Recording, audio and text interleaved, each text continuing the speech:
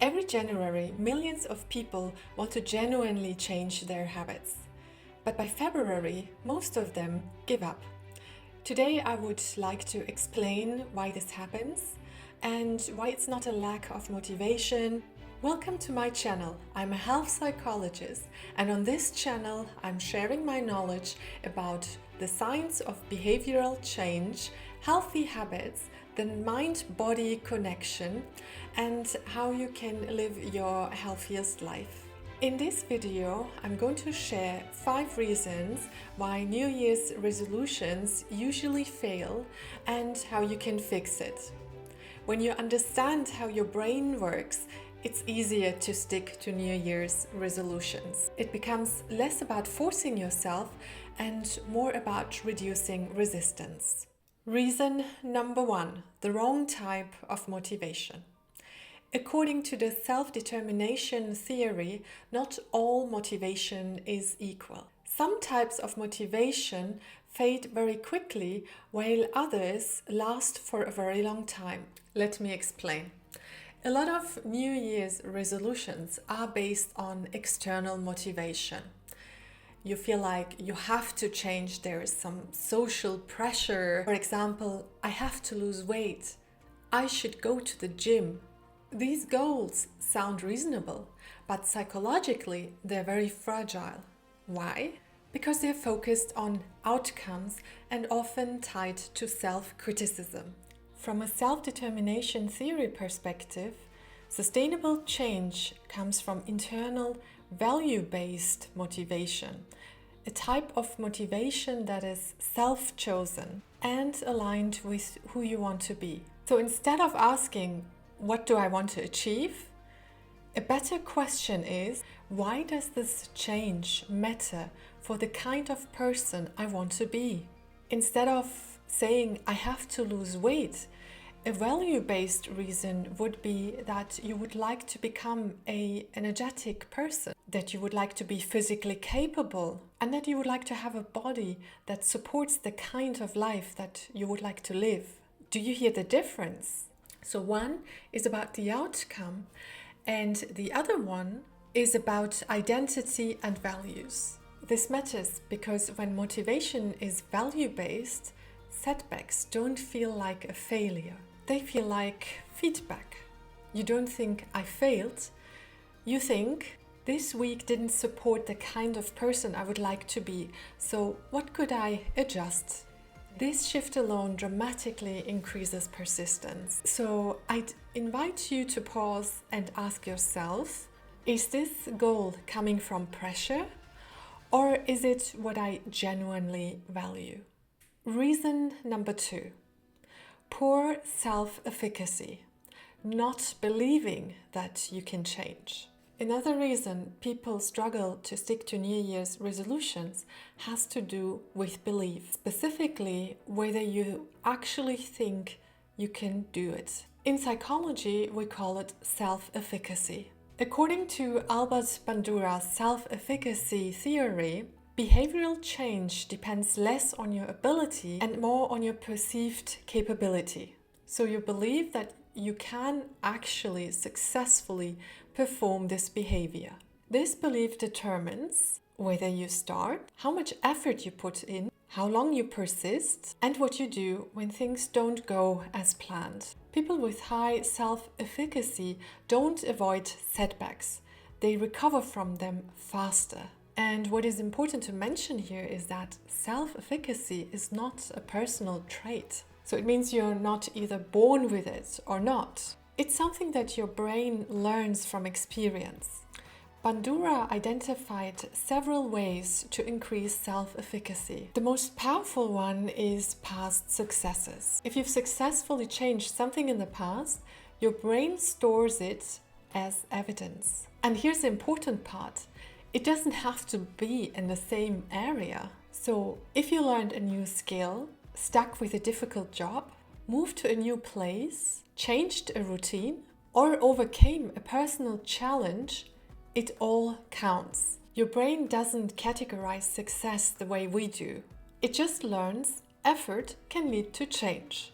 According to Bandura, the second source of self-efficacy is role models. Seeing someone similar to you succeed increases your belief that change is possible. But this only works when the role model feels relatable. Extreme success stories can actually be discouraging. What helps most is seeing someone who says, "This was hard for me, but I figured it out, step by step." So here's a simple exercise I'd advise you to do. First, take a moment and think back of an example in the past where you've successfully achieved a change. It doesn't have to be impressive or related to your current goal. And second, look for role models that are relatable and have achieved what you've set yourself as a goal. Let's continue with reason number 3. Unrealistic goal setting. When we set New Year's resolutions, we usually aim for major change. Like, I'll work out 5 days a week. I'll completely change my diet. This year, I'll finally be consistent. From a psychological perspective, large goals place a heavy demand on your brain's executive system, the part that is responsible for planning, self-control, and decision-making. That system has limited capacity, especially when we are stressed, overwhelmed, or tired. So when a goal feels too big, the brain doesn't react with excitement. It responds with resistance. This is where chunking your goal becomes essential. Chunking means breaking large abstract goals into small, immediately doable and concrete actions. And here's where Bandura's self-efficacy theory comes in again. According to Bandura, behavioral change depends largely on perceived capability, which is the belief that I can do this. So mastery experiences, which means repeated experiences of success, promote self-efficacy. Small goals create exactly that. Each time you complete a goal, your brain registers it as evidence. I followed through. I did what I said I would do. So for example, instead of saying I have to work out regularly, a chunked goal might be I put on my work clothes and move 5 minutes every morning. 5 minutes is short enough so that your brain doesn't perceive it as a threat. There's less pressure, less fear of failure, and far less resistance. Here's the important part. Even if you stop after 5 minutes, the habit still counts because psychologically you just affirmed that you followed through, you developed self-trust and self-efficacy. Over time, these small wins accumulate. The brain expects success rather than failure. This is why consistency matters more than intensity, especially at the beginning, because big goals ask from your brain to believe in a future version of yourself. But small goals give your brain evidence in the present. So when setting a New Year's resolution, ask yourself, what is the smallest version of this habit that I could even do on a bad day? And start there. Reason number 4. Fear of failure. One of the most overlooked reasons why New Year's resolutions fail is how we respond to setbacks. Most people assume that change is a straight line. I start, I follow through, and I succeed. But research shows us that the brain doesn't work this way. Behavioral change is cyclical, not linear. And setbacks are normal, unexpected. And this is where the trans-theoretical model of behavioral change comes in. This model describes the stages that people naturally move through when trying to change a behavior. It consists of 6 stages. The first stage is pre-contemplation.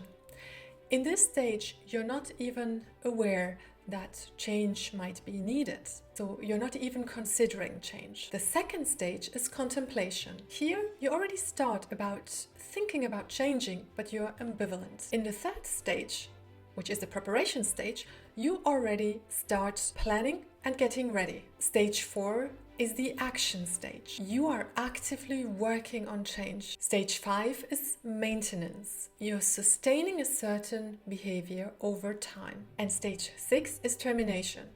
This means the behavior has become automatic and integrated into your lifestyle. And what is important here is that relapse or setbacks can occur at every stage, and sometimes you can even go back 2 or 3 stages. And that's normal, that's expected. It doesn't mean failure.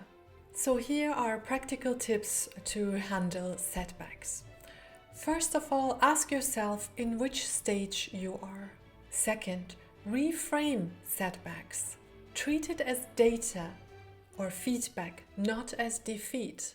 So you could say, well, I now know my triggers, so the triggers that lead to my old habits and behaviors.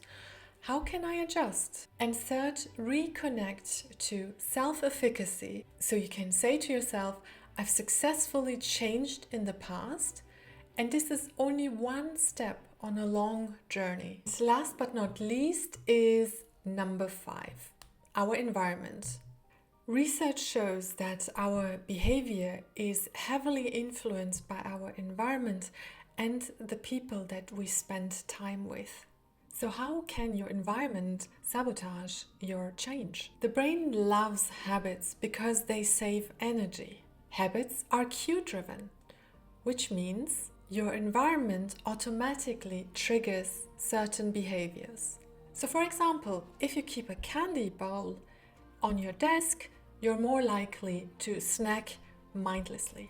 And also, social networks or the people around you can affect your change. Humans are social creatures. We unconsciously adapt habits from friends, family, and colleagues. For example, when you want to start eating healthy, but everyone at home eats fast food every day, or you would like to quit smoking, but your work colleagues use the breaks to smoke and to socialize. So if you don't smoke, you would feel excluded. And sometimes there's even subtle pressure, such as, well, come on, one drink will not do you any harm. And the tricky thing is that these influences can often be invisible. And then you end up thinking that you failed because of willpower. But actually your environment and social context are working against you.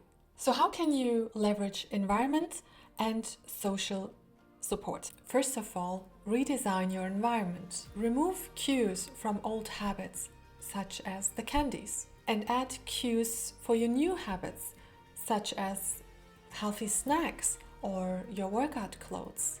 Second, use social support strategically. Find a coach, gym buddy, or accountability partner if you would like to work out more.